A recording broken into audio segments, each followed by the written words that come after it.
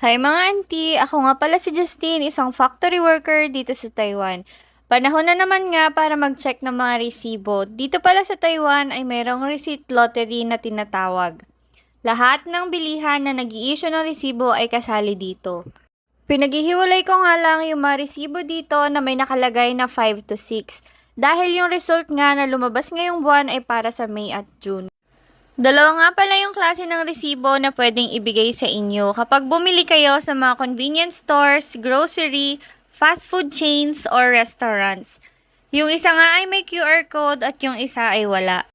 Sabi ko nga sa asawa ko kapag nakuha namin yung 10 million, iuuwi na kaming dalawa. Hala, OA, wag ganun. Ang tagal ko na nga dito sa Taiwan pero hindi pa naman ako nakakakuha dito sa receipt lottery ng mas mataas pa sa 200 NT. Natapos ko na nga paghiwalayin itong mga resibo kaya naman i-check ko na kung meron ngang tumugma dun sa resulta. Sayang din yun pang allowance dahil panahon ngayon na walang overtime dito sa Taiwan.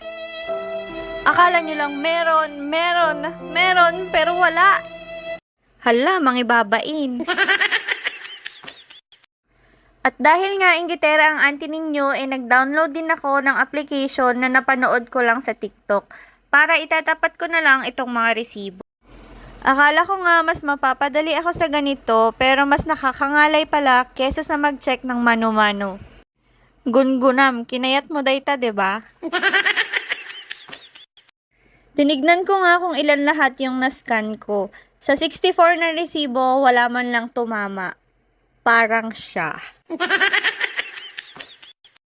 Pagkatapos ko nga sa mga resibo, pinabuksan ko naman yung in-order ng asawa ko sa Shopee na phone holder para sa motor. Siyempre, for the video tayo para may proof if ever for return ang item. Buti na lang at walang damage at hindi kulang-kulang yung items na nasa loob.